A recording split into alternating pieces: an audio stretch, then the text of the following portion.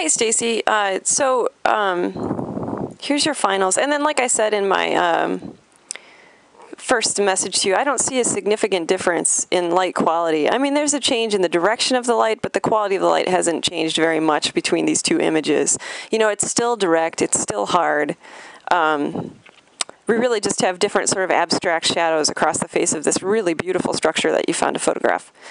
So I'm not sure that you're really understanding light quality because what we were looking for was a huge difference, like day and night or overcast and bright sunny or something like that. You know, dawn and noon, something, you know, some very, very different light qualities between the available light. And then a building like this may or may not have accent lights that are on in the evening that you could have incorporated into a shot. I don't know. I don't live there. And then here's your meter use shots. Now, to use this meter properly in incident mode, what you would have done is go stand, you know, put your camera on a tripod and put your timer on for your camera and run up to your subject and actually hold this in the light quality that you would be photographing, you know, right over there and facing it back towards your camera's lens. That's how you actually use this. So it looks like you're actually metering light where you're standing. You're not metering your subject. You have to meter your subject. And this is going to become really, really problematic when you get into studio lighting and you're shooting in a much smaller space. That, you know, you certainly can't hold your light meter right in front of your camera and have any idea what kind of light is falling on your subject because your lights are illuminating your subject, not the sun. So are these just...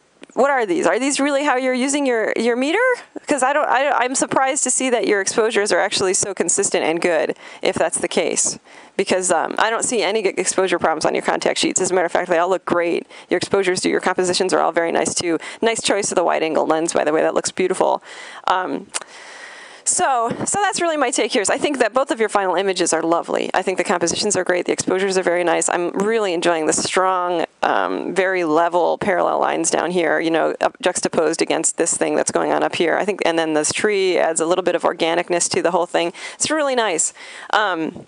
But I don't see a significant difference in light quality. It might have been two very different times of day. I mean, I don't know. It might have been, but the light quality itself has not really shifted. No, it's not two very different times of day. I can see by the tree that it's not a huge difference, maybe a few hours at most. So mostly I'm concerned that you're not understanding light quality. Light quality, you know, light is described by intensity, by direction, by hard or softness, and then again by color. So does that make sense? Because the color of the light is the same here. The direction's slightly different, but the intensity and the hardness or softness is all the same. So let me know. Okay, thanks, Stacy. But still, again, beautiful subject and very nice exposures.